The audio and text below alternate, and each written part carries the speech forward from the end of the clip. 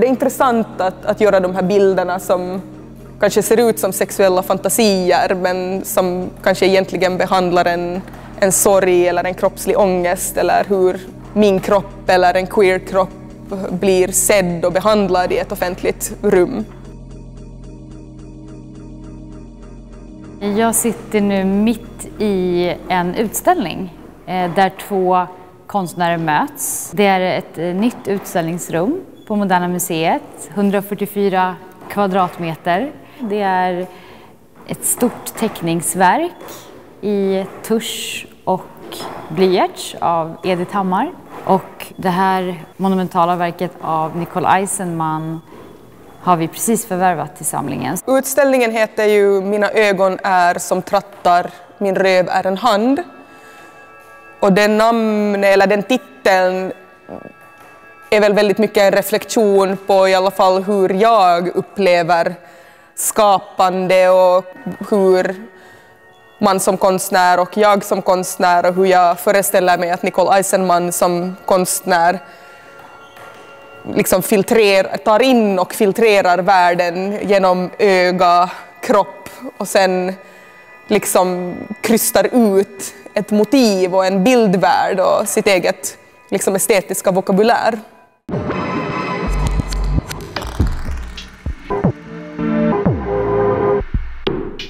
Nicole Eisenman är ju en av vår tids mest framstående figurativa målare som också jobbar med skulptur sedan ungefär 10 år tillbaka.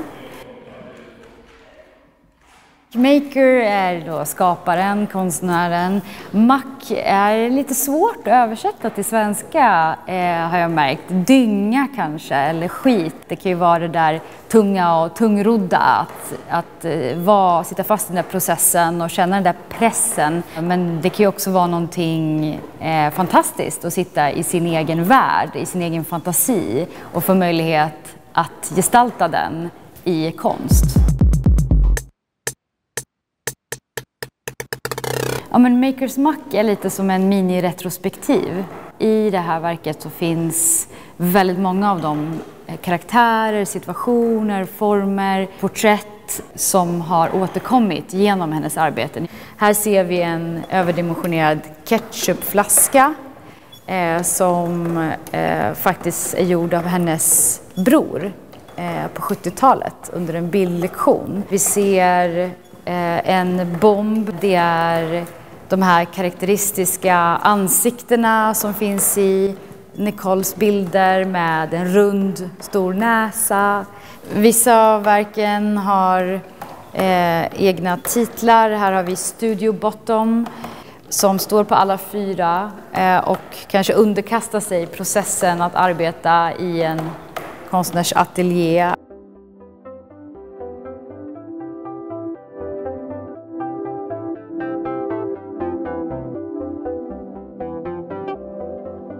Det finns en parallell, det finns överlappningar mellan Nicole Eisenmans tidiga konstnärliga bana och Edith Hammars intresse för att jobba storskaligt, jobba direkt på vägg, jobba temporärt, jobba med någonting som finns för en viss tid och sen försvinner till exempel. Eller jobba med berättandeformen, serieteckning och så vidare.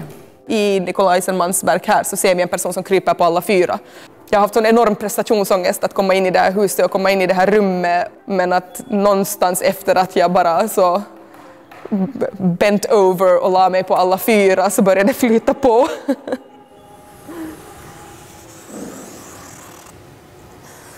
Så ganska bra håller jag mig till skissen.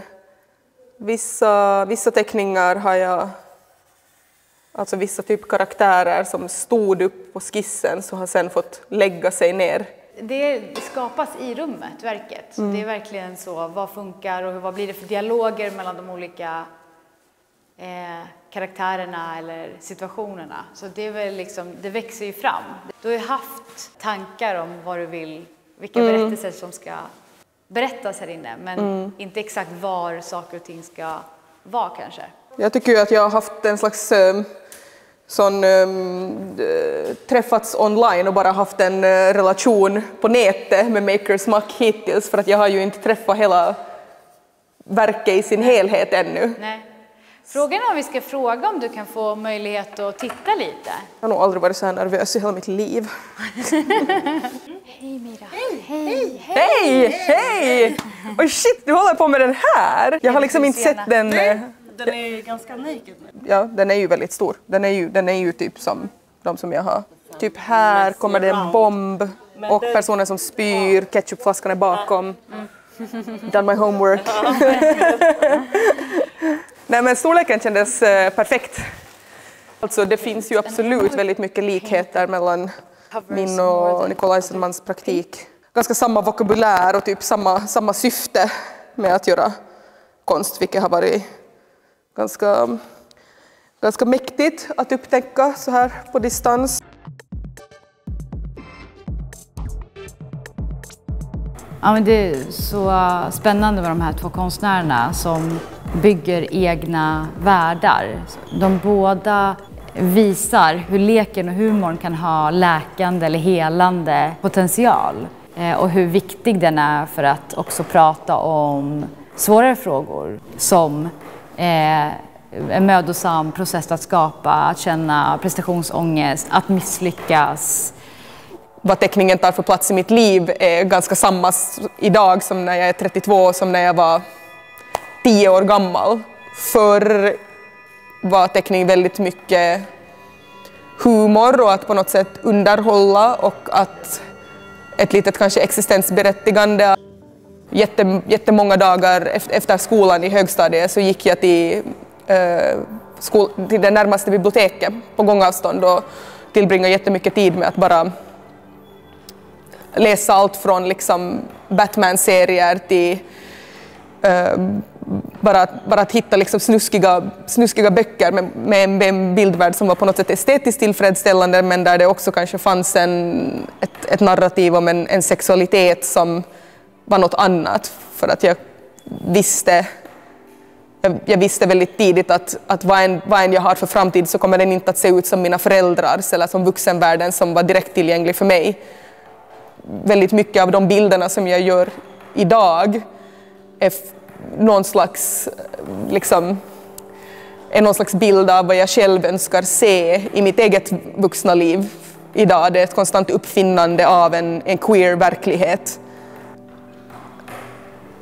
Och det är väldigt mycket av också närvaron i teckningarna kanske handlar om att är det betraktaren som tittar på bilden eller är det bilden som tittar på betraktaren?